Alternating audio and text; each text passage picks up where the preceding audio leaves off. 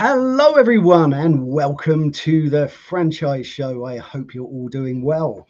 This is the show, and I'm going to do it where we get under the hat of all things franchising.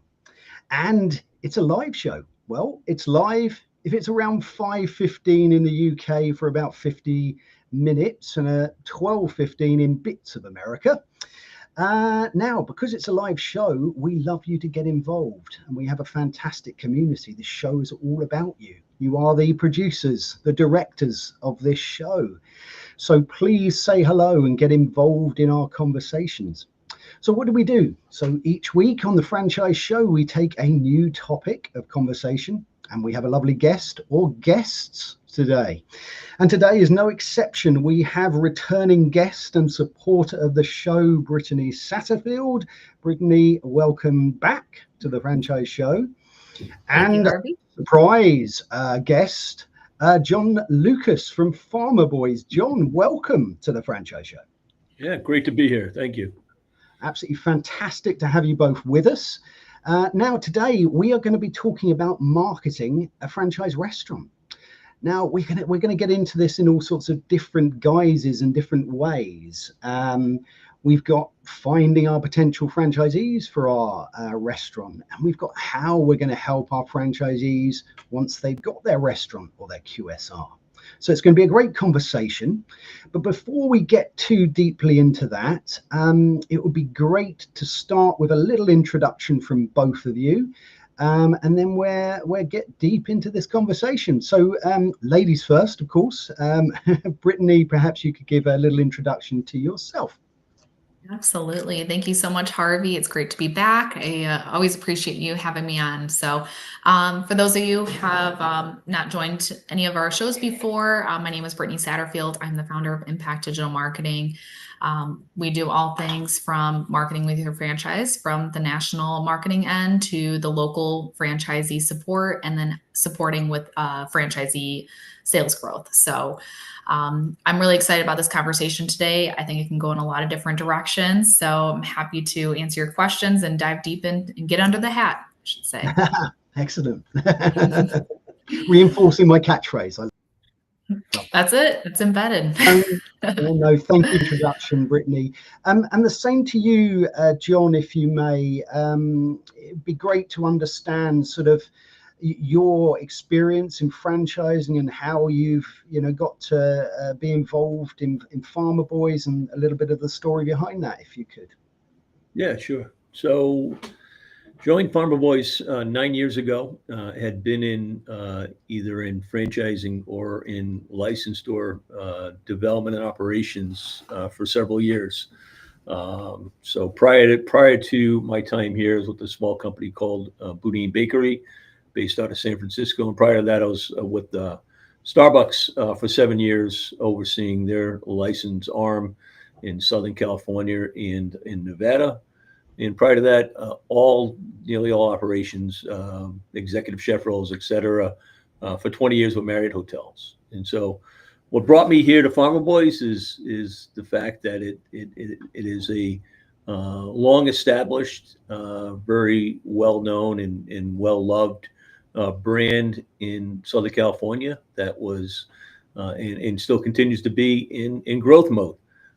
So exciting times here at Farmer Boys as we start to take the brand to new markets and really start to think about our approach to growth and real estate and really kind of figure things out along the way, but at the end of the day, bring on new franchisees that are going to help us enable that growth. So definitely a great time to be with the company. Fantastic. No, thank you both for those amazing introductions, and it really sort of sets the tone for our conversation today. Before we get too deeply into that, let's welcome a couple of people who have joined us already live in our conversation today. We have supporter and friend of the show, Penny Hopkinson. Penny, I always like to show your book, and we never know whether I'm going to get this the right way around, but today I have. And if you want to get your ops manuals the right way round, then you need to talk to Penny, because she's an ops manual specialist and a lovely lady and supporter of this show. So welcome. And she's put, hello, Harvey and all franchise friends. And we've also got the lovely Simon Wise with us. Simon has been a big supporter of what I've been doing here for a long time. He's a good friend of mine. And he is my partner on our sister show, Franchising Brand Stories. And we're going to hear a bit of a story today. So it's going to be great to get into this and to understand all about how we market our franchise businesses. So Simon, welcome to the Franchise Show. And he's put, hello, franchise friends. Well, hello to you too. So let's get into this a little bit. Perhaps we can start with you, John. And in terms of sort of marketing, let's split this out into a couple of areas. We've got the marketing of Farmer Boys and how you find your potential franchisees. You know, that's one area. And then you've got how you help them market their own business. But let's start with the franchisee part of this. And you know, how do you go about that within your business, finding those potential franchisees for Farmer Boys? Yeah, so I'd start by saying it's a it's a big purchase, right? And so a big investment. It takes about somewhere between 2.2 to 2.6 to build one of our restaurants. So it's all about the relationships. And so where I start really primarily is focusing on just extensive networking, and whether that is, involvement in the California Restaurant Association or the International Franchise Association or other local groups. I belong to a small group that's based in Orange County called the Restaurant Leadership Luncheon, which, fortunate for Orange County, we have a number of different brands that are based here. So, I mean, it's a pretty high level group. In every month I get in front of them briefly and kind of talk about what we're doing at Farmer Boys and why they should be interested in the brand. But I think, at the end of the day, just putting yourself out there in the community, in shaking hands and hearing people's stories and connecting with people and seeing if there's a means to partner with them on their future and your future. So that's really kind of my go-to. I think a big part of that is a pretty robust LinkedIn strategy. And so spending time on LinkedIn Navigator, looking for folks that are involved in other brands that may be interested in your brand.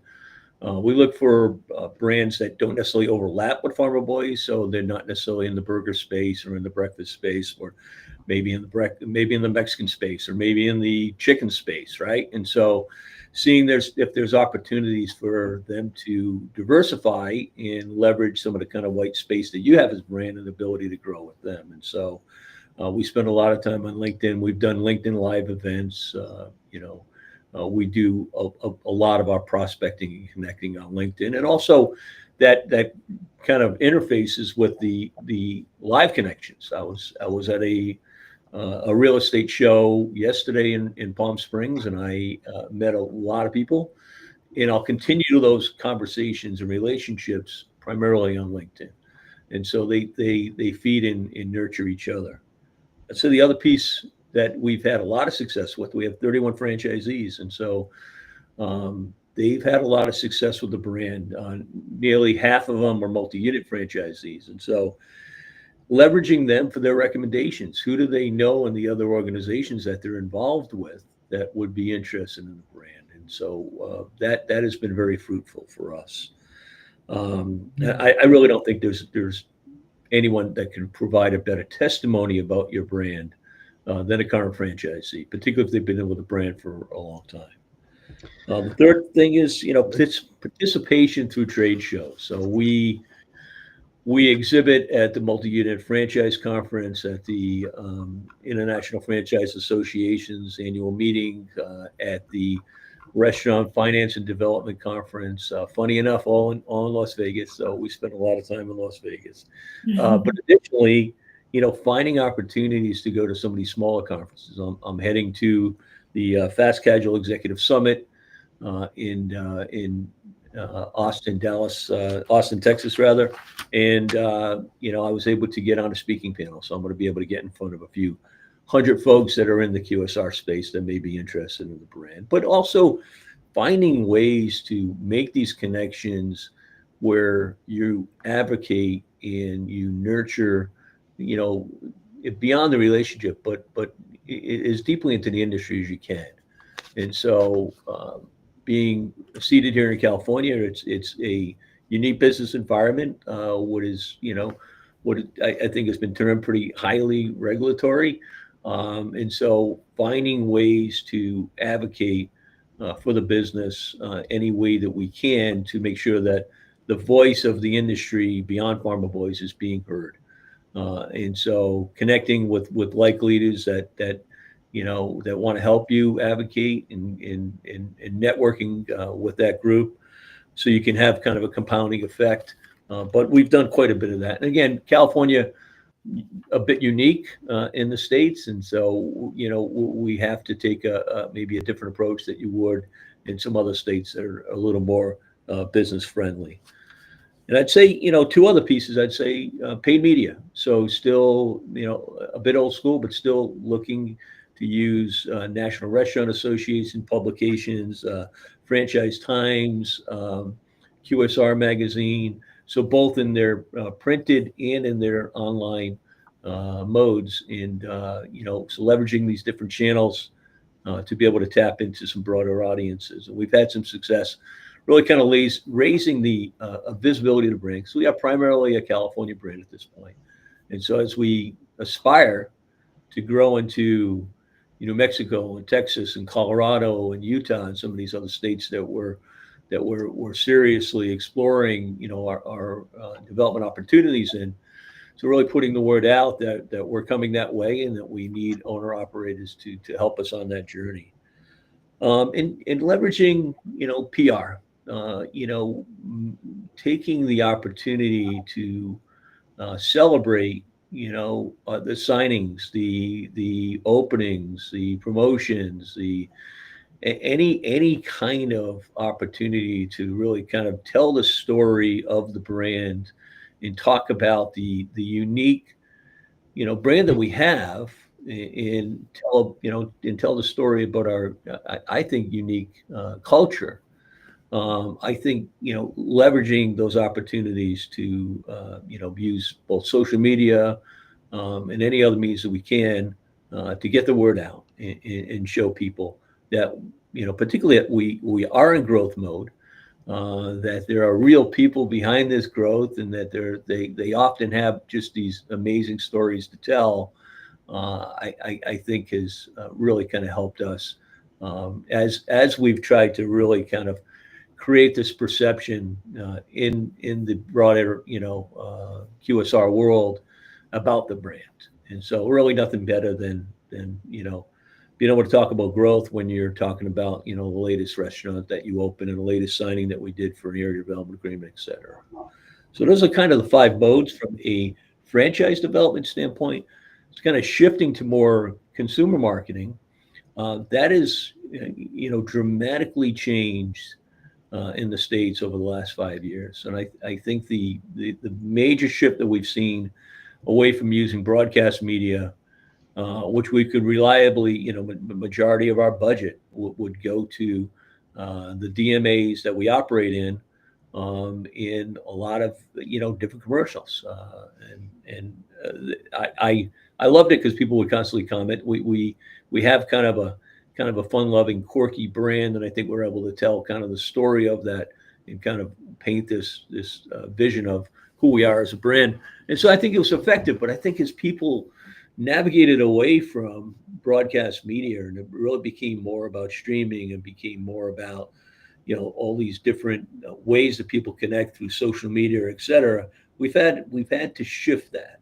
And I think that we had a lot of learnings in doing that. And still some component of our marketing is broadcast media, because there are people that are still on that and still doing quite a bit of, work with different cable providers.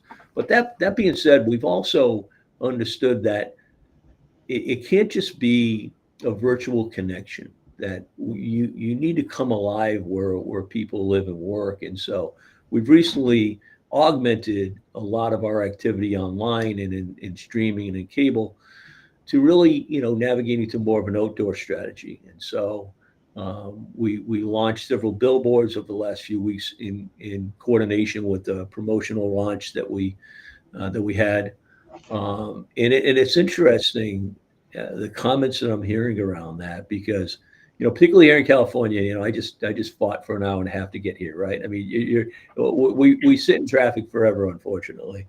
But there's a lot of eyeballs that see these, particularly these video billboards that we have, and I think that we're able to touch a lot of people. And I think it's the combination of those different strategies where you're touching them, through cable and potentially broadcast, and you're touching them through streaming and through social media.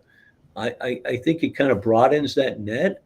And I think that, us, like a lot of other, operators out there, kind of, as we've navigated through this, enormous kind of sea change, we've had our learnings. And I think that as we get some data back from our outdoor efforts, I think we'll have some learnings as well. Fantastic. And so it's shifted quite a bit. Amazing. I mean, John, I always start with nothing written down on these things. And I've genuinely written down about 4 pages of notes based on what you've just said. I think if there's someone listening to this, they've just received a lesson in how to market their franchise restaurant just in the last 10 minutes. And you know what? I'm so glad that you're a chatter, because you talked about trade shows, and I've been to one of those today, and my voice hurts. So I'm so happy that I can just listen to you, John. It's excellent. Brittany, let me bring you in. I mean, John said some incredible things there. How do they relate to some of the things that you've been doing in the world of marketing for some of the brands you've been looking at? Well, there's a lot to unpack, because you hit on a lot of really good points. I will kind of take a step back. Obviously, you have a position from your franchise. I'll take a step back from the agency standpoint. We work with a lot of different types of franchises. For the listeners here, anytime we work with a franchise, we don't have a one-size-fits-all solution, because every franchise is different. They have different costs involved. They have different goals. They have different geographic areas. They have different personas. So one tactic that might work really well for you may not work really well for them. So I'll take it as a wider approach, just kind of give you a backstory. So what you're sharing is super impactful, especially if you're trying to target the $2.5 million range investments. You're not just going to put out a simple ad and then you're going to have a bunch of people raise their hand and want to buy multi-units. It doesn't work that way. Wish it did, but it doesn't. So when you do have some of those franchises that are a little bit more low cost, 50 grand, 100 grand, easy startups, those simple ads, getting out there, sharing that story, the videos, getting engagement, starting that conversation, it's going to be super easy, quick wins. If you have a great sales team, great leadership that are getting excited about it, those are all easy sales. But when you get deeper into larger restaurants and it's not just a quick service, you are required to do more work, more marketing, more omni-channel approach. It's not just one avenue to generate leads. So you mentioned a lot with networking. That's super important. When you are in those higher value, higher cost franchises, you do have to make sure you are networking at a great level. And that's with like financial advisors. I mean, they have very high profile clients. I worked with a franchise and they landed 100 units with a single contact because there was a professional athlete that wanted to open up and invest. It was like done. So if you make those networking decisions and going out there to get that, you can have those big wins. And then for everyone in between, of course, like the trade shows are always great, of course, but I would recommend that with an omni-channel approach. So I went to a franchise show on Saturday and I left. And when I was going through my feed later on, I was getting ads for all those places. And I was just like, yes, good job. You guys did it. When you leave and you didn't get their geo-targeting, geo-tagging in place, like now I'm seeing their ads. I saw their booth, I connected with them, and now I'm getting their ads that just helps reinforce the message. So you can get some video content. So it's really not just a one size fits all. It really depends on the franchise, your sales staff, who you're trying to target, and your budget too, right? You can really do everything under the sun, but you got to prioritize sometimes. So sorry, that was a lot, but I can dive into each one of those topics you just went into, but I'll kind of leave it back to you guys. Absolutely. Let's have a little look at this comment by Simon. Because, as I said to you at the beginning, this is all about our community and the conversation that we have together. Yeah. So Simon's put, do you start by marketing a specific location? So let's spin that one across to John. When we're now looking at, at Farmer Boys, are you looking at marketing locations? Do you think about marketing as a company? We're now moving away from the franchisee marketing. Now we're looking at how we market those locations. And do you start at a location, or do you start with more of a corporate company message? Yeah, great question. We certainly start with a core company message, but we have a philosophy of every store needs to be the mayor of their town or city. And so getting out there, connecting with the schools, connecting with the local social organizations, doing anything they can to embed themselves and support the community. And whether it's, supporting, the local, firehouse when there's been a crisis, California is unique in that we have a lot of wildfires. It's like, and I can't tell you how many times I've heard general managers share stories around how they fed a fire crew, or, how they went out to a site and actually made donations to folks that were battling the fires. And so finding ways in a truly authentic, way that kind of speaks to our culture and who we are, I think is really important. And so having a toolkit around local store marketing that's supported by our marketing folks, but at the end of the day, owning it, at the store level, and really, going out there and doing that exploration to make those connections and form those relationships. I see a clear difference in the stores that do that well and the stores that struggle with that piece. And candidly, I get it. It's I've been an operator for many, many years. It's time consuming. It's if you're an introvert, it's probably not your natural go-to strength, right? And I always tell them, hey, it doesn't have to be you. Who on your team can do this, right? It doesn't matter who. I mean, as long as they know how to tell the story of the brand and make people feel welcome and make people understand that we're there to support and help them. I think, we can find somebody that can carry that message for us. So that's a big part of what we do. We have a set of tools that, particularly we leverage heavily during our new store openings. And so we do quite a bit of outreach driven specifically by our marketing department to help a store launch effectively. And that could be freestanding inserts, so FSIs that go out in the mail. That could be, looking for ways to leverage our loyalty platform that has over 1 million, folks that are signed on to it. So directing traffic at a local store specific level through that platform. I think we found a lot of success with that as well. So yeah, I mean, we can take kind of the macro 103 store kind of approach, but then also kind of find ways to kind of really be kind of laser focused on one store through the tools that we have here at the corporate office. Yeah, no, I love that. I mean, I was recently talking to a multi-unit franchisee in the US, and he had 140 locations across 3 different brands, I think. And you know what? It's really fascinating because, I mean, that's the size of a lot of franchisors here in the UK. But, it really takes, if you get a multi-site operator at that level, they really understand their stuff, or generally speaking, they really understand their stuff in terms of how they're to do that local marketing piece and how they can use that toolkit that you were talking about there, John, to their best advantage. I find it really interesting because when we've talked in the past on this show about who makes a good franchisee, what type of people is it, and then when we can apply that in the marketing, I think it's really, really interesting. And not everyone is going to make a good sort of multi-site franchisee, but some fascinating stuff there.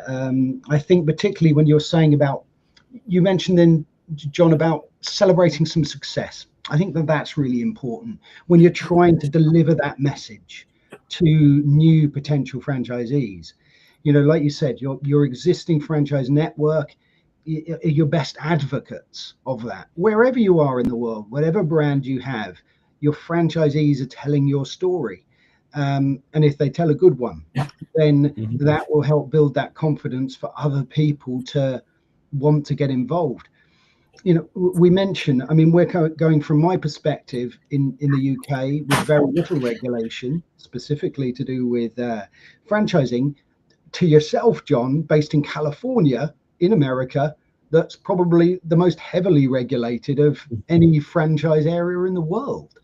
But there's still some flexibility, some freedom, some ways of being creative within that, to reach these potential franchisees. What do you make of that, Brittany? Some really, really interesting points that are coming out today in this conversation. Yeah, absolutely. It's such a big topic. We can really dive into all the different areas. And being in the digital marketing space, there's a lot of different things that we can do to help execute on the local marketing end.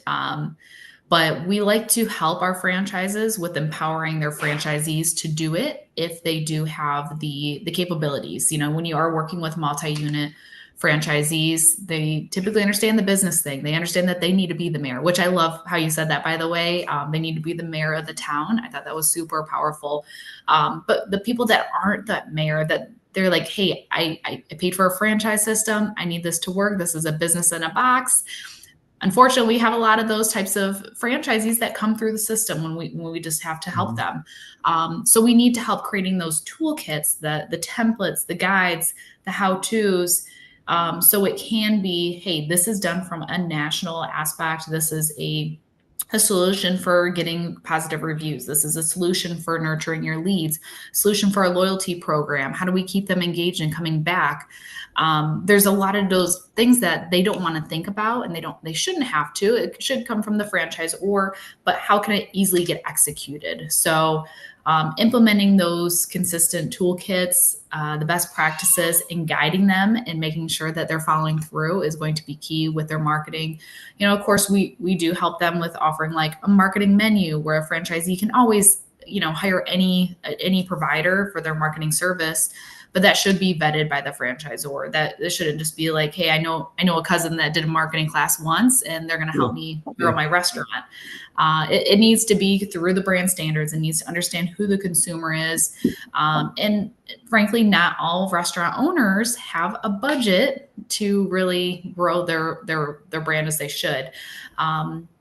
So you have to get creative. So it's like, it really depends on the brand and on the strategies on that. But I really liked all those areas that you were hitting on. And I think that is key, is the foundation is having that franchisee truly own it, and be able to get behind what they're doing, how they're promoting the restaurant, in the roots. And then one more thing I'll add as well. So giving them the flexibility to do more with their marketing. So we're not saying, hey, you have to stay in your lane. Yes, you do need the guidelines, but empowering them to do more. So if they want to have more of a local flair, if they, of course, it aligns with that brand, to go a little bit above and beyond, to do extra with their marketing, that should be considered in the plans. So. Absolutely. I really like. If I can riff on that just for a second, Harvey. Absolutely. Yeah, thank you. So I also am I'm an operator at heart, right? I spent majority of my career in operations, and I also coach a lot around it. All starts in your four walls. If you run a great operation where the different channels that you're touching that guest, be it drive-through or takeout or delivery or in the dining room, if all of that is an elevated experience and not transactional, doesn't feel like fast food, because that's what's unique to the brand. That's what we aspire to. If you're delivering on that day in and day out, every shift, every guest, you're going to grow your business. And it really needs to start there. Everything else is super important as well. But if that's not nailed down, start there. Get that right. Hire the right people. Do the training. Follow the brand. The brand, a franchise is a roadmap. If you follow that roadmap, you can be successful. And there's so many other folks that can help you on that journey, other franchisees, the folks here that in the support center. We're all there to support that. But yeah, until you nail down that four-wall experience, it's difficult to want to bring in more guests, because you're spending the money or the time, the energy, and the effort to bring in more guests. If they don't have a great experience, it's all for naught, right? And so getting the operations right, to me, is key and critical. Oh, everything else becomes easy when that's in line. I agree. 100%. So do I. If you have just joined us today, this is the Franchise Show, and today we are talking about marketing a franchise restaurant, and we have the lovely John Lucas from Farmer Boys and Brittany Satterfield from Impact Digital Marketing. It's been a fascinating conversation so far. We've delved deep into the subject, and I think there are many gold nuggets that we've uncovered for you today. So please go back, if you have just joined us, check out the beginning of this episode, and if you're watching this in the future, still pop in a comment, because we will see those in the future as well. Let's have a look. I'd also actually like to welcome the fact that we have Lisa Feverick with us. She's put happy Tuesday, everyone. Lisa helps people who are going through the menopause and dietary requirements, and she has a LinkedIn Live today, I believe. So please join that if you can. We have the lovely Tim Morris with us. He's put, so sorry I'm late. It's good to be here finally. Well, Tim, you are always welcome on the Franchise Show. So looking forward to hearing your thoughts on how you help people with their marketing in the franchise space. Tim is, of course, one of our lovely supporters of the Bridge, and I'm sure that's going to be part of that support, helping franchisees in that particular area. So one of the things that I wanted to pick up on there, we've said a couple of things. We've used the word toolkit and roadmap, and these sort of words, particularly toolkit, come up a lot on this show, because that's what you're offering or delivering to a potential franchisee. You are giving them the tools to do the job. You're not giving them everything they need. Those tools don't jump out of the bag and use themselves. I always think of it like a carpenter's box of tools. A hammer might be the very best tool to hammer nails in, but it won't do anything if it's sitting there in the toolbox. And if you use the wrong end of it, it won't hammer nails in very well. It's simplistic, but it's the same. We give, as franchisors, we give toolkits. And I really like what you said there, John, about a roadmap as well. It's a roadmap. And if you follow it, and the great franchisees, the great multi-site franchisees understand the value of that roadmap. It really is, well, let's say a treasure map almost. Because if you follow it, it can lead to some very exciting treasures, can't it? Absolutely. But no, it's excellent stuff. Yeah, and thereabouts, some things that it's a mixture of perhaps more old-fashioned things and newer ways of reaching a target market. And look, this can apply to finding potential franchisees for a business, or it can apply to finding people to come into a restaurant and use those services. You mentioned trade shows, you mentioned sort of growing a community, and I really like what you said about engaging with a local community, and that piece. I think that's really important, especially in a larger brand, because it makes that brand feel connected to the community and keeps everything within those communities. It's really important, isn't it? Absolutely. Let's have a little look. See if we've got any other comments coming in. Oh, we've got a few other people that have joined us, so let's welcome them to the show. We've got Barry Price from the Bike Fitters. Great to be with us, Barry. But very interesting. We have Nick Pleven. And Nick is one of our lovely supporters from eTalent. Fantastic to have you with us, Nick. And he's put, I am so sorry to be late too. Well, again, Nick, it's always great to have you whenever you can join us. So looking forward to hearing your thoughts. And we have the wonderful Katie Bullen with us. And Katie's put, hello, just for here, very interesting so far. Thank you very much, Katie. It's fantastic to have you with us. Let's have a look here at a quick question that Tim's put up. So Tim's put, someone once said to me that the only difference between one franchise location and another is the franchisee. How do you factor this in when marketing a franchise restaurant? That's really interesting.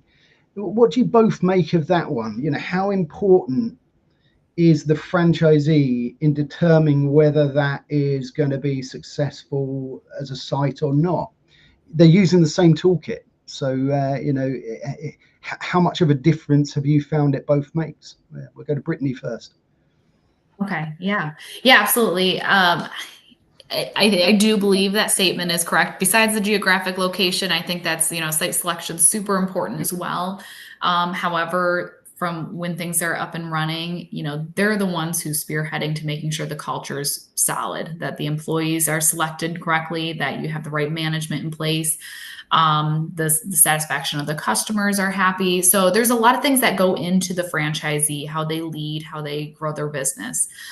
In terms of, you know, the franchise, I mean, they're going to provide that toolkit to make sure that that's consistent, but it needs to be executed by the franchisee. You know, when you invest in a franchise, you're right, it is, you have these tools in your hands, you have the opportunity, but if you're going to just still hold on to them and do nothing with them, you know, that's when you're not going to succeed.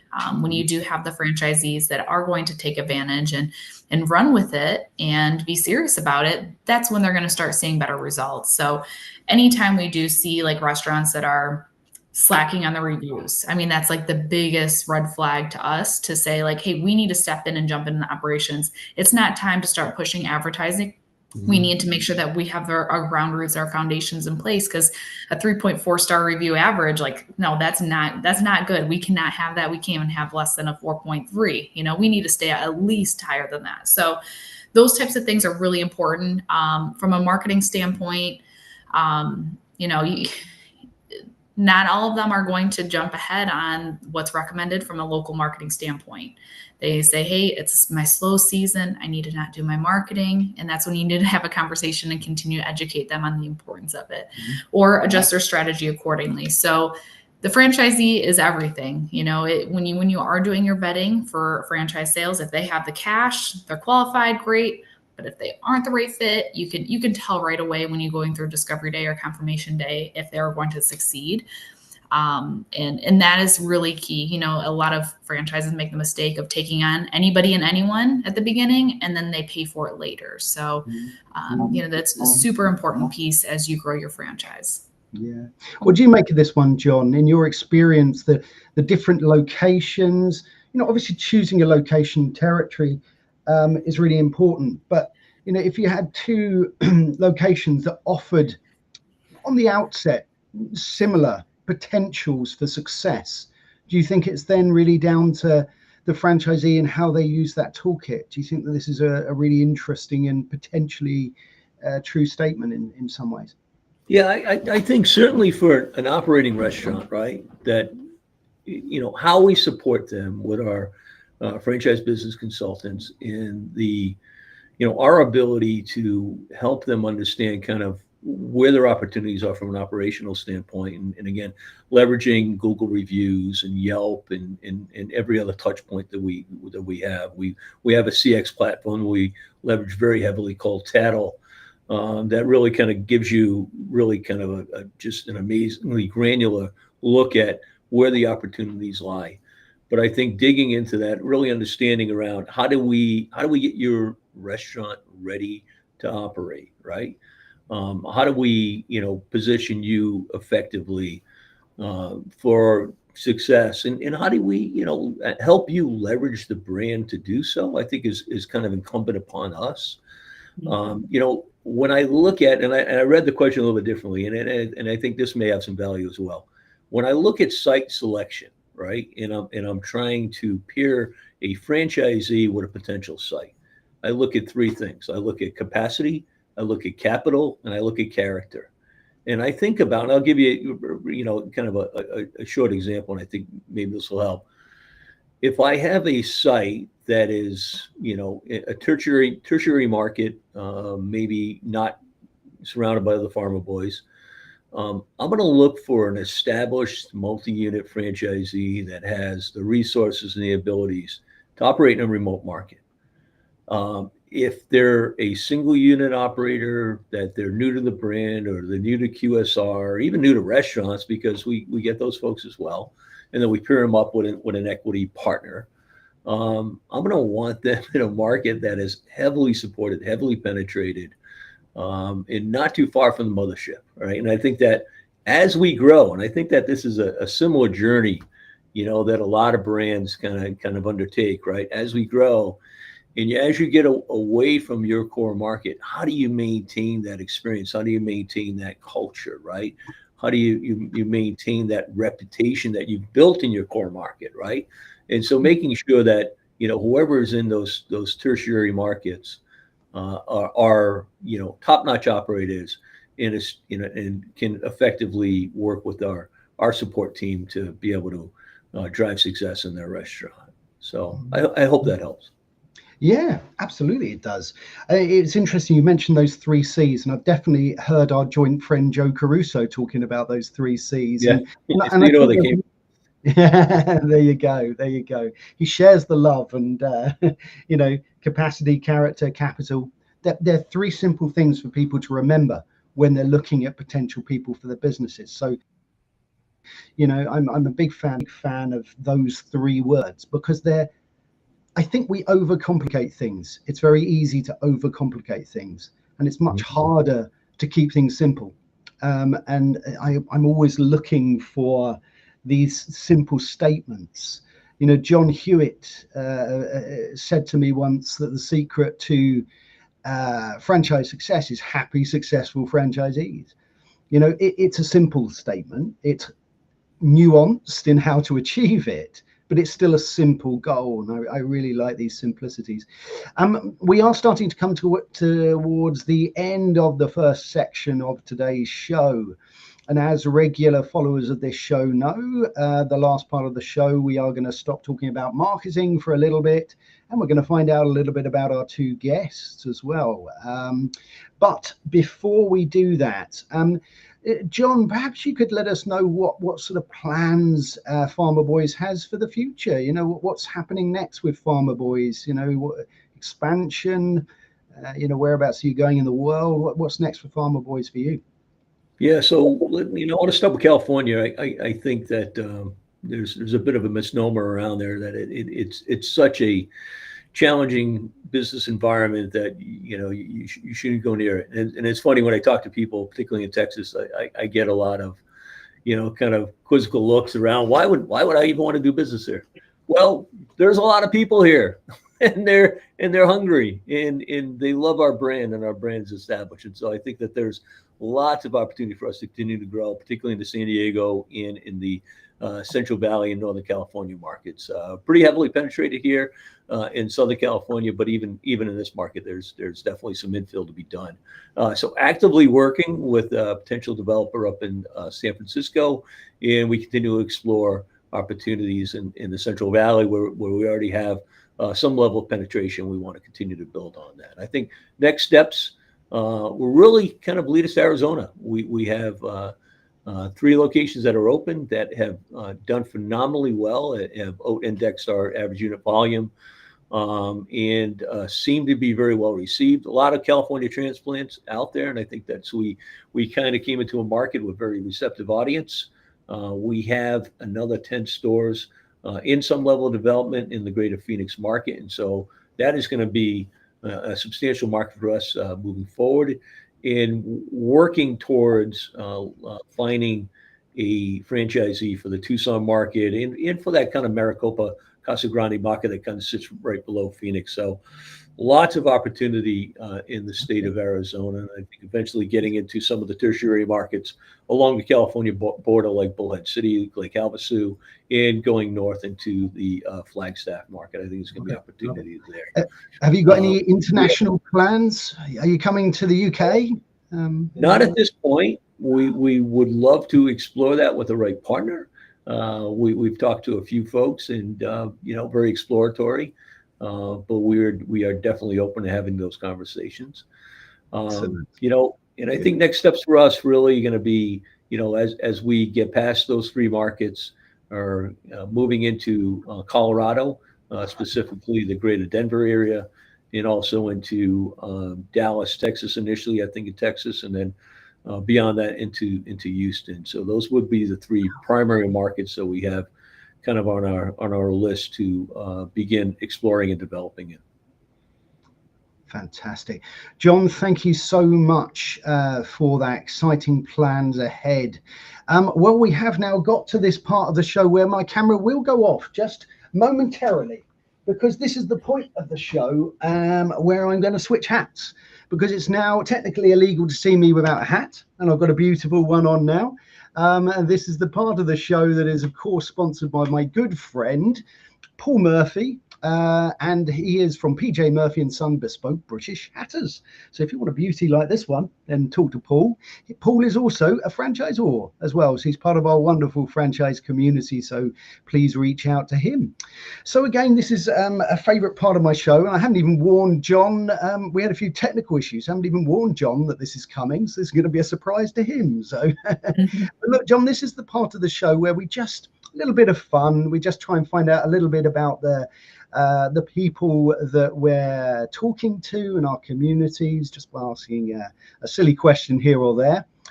We subjected poor Brittany to that this time, so it's going to be you this time. But good news, you are going to be able to get your own back on me. Okay, you've done amazingly well in answering all these questions so beautifully today, so you will be able to ask me any question you like. You can let me get away with it at the end of this if you like. But first of all, I'm going to ask you one more. So I'm going to ask you, and you can choose any of these. Have you ever met anyone famous, or have you got a claim to fame, or some sort of unusual hobby? You can choose any of those. So early in my career, when I was a banquet chef in Dallas, Texas, many years ago, we had a fundraiser for breast cancer. And the keynote speaker was Martha Stewart. And so I was able to both cook for her and have her latest cookbook signed by her. Oh, wow. So that was a wonderful experience. Fantastic. I love it. I love it. What an amazing experience. Wow. Especially as a young chef. Yeah. And as a long career as a chef in some larger hotels, I mean, different folks will come through. I catered a party for Sammy Davis Jr. Very early in my career. I was able to meet Sammy Davis and his entourage, and that was wow. Pretty interesting. And I didn't meet him, and I was I was very disappointed because I was a big fan of the man. But I made lunch for Bill Clinton, so wow. kind of nothing too exciting because he had a cold at the time, so I made him chicken noodle soup. I like that one. I like that one. So I was very disappointed. The bodyguard didn't allow me to come with him to the Secret Service guy. I wanted to come out and deliver it, and he wouldn't let me. But I really like that. The fact that you made Bill Clinton a chicken noodle soup to make him feel better as well. I think that's a lovely way to end this. Although you still get this chance to ask me, if you like, any question you like. You can let me get away with it, but it's up to you. So any question you like to get your own back on me, because you've answered all these questions, fire away. So you are known as the guy with the hat. And so how did that start, and how many hats do you own? Oh, a good question. How did it start? It started with me networking on LinkedIn and befriending a lovely chap called Don Cohen, who had a LinkedIn Live called Hour of Empower. And I joined that in the audience and I made a comment. And he did something different. He brought on the screen and he made it about the community around him. And it was really powerful. He asked me to be a guest. I was a guest a couple of times. And on the third occasion, I noticed he wore a hat. I thought, I probably better get a hat. And that was all I really thought about it. Did about 60 more episodes with him before I did the first one of these a couple of years ago. And of course, started wearing a hat. And now people expect me to wear the hat. So yeah. But look, a great question. And in answer to how many hats, I think I currently have 6 hats. So wow, there you go. But I'm sure I'll be collecting more as the days and weeks and years go on, because they're certainly becoming my thing. It was a stroke of accidental marketing genius. Well, it works, right? It's part of your brand. So, and we're talking about marketing, so perhaps that's a good way to end. Well, look, first of all, I would like to thank our fantastic audience that are here today, that watch this in the future, and that are part of our fantastic franchise community. You're what makes this show special and what makes our community special. And I would now like to thank our fantastic guests. So Brittany, thank you for your appearance again and supporting our wonderful show. Thank you for having me. You're absolutely welcome. And John, it was an absolute pleasure to have you on the show. You've added real value to the community and sharing your stories. I hope you can come back, and we'll certainly keep in touch. So thank you, John, for being on the Franchise Show too. Yeah, it's been an honor. Thank you. You're very welcome. So before we go, it just leaves me to tell you what is going on next week on the Franchise Show. So next Tuesday, which is, I believe, the 7th of October, if I've got that right. So next Tuesday, 7th of October, we will be talking about driving growth with territory mapping. So we're going to be looking at locations, how we choose locations, and the perils of doing that and getting it wrong. So that's going to be a fascinating conversation. We've got Lauren coming on from Smappen to talk about that. And we've got another guest as well coming on. So it's going to be a really fantastic conversation. So please join us for that next Tuesday, 5:15 GMT, 12:15 EST. Until next time, my friends, take very good care. Cheerio.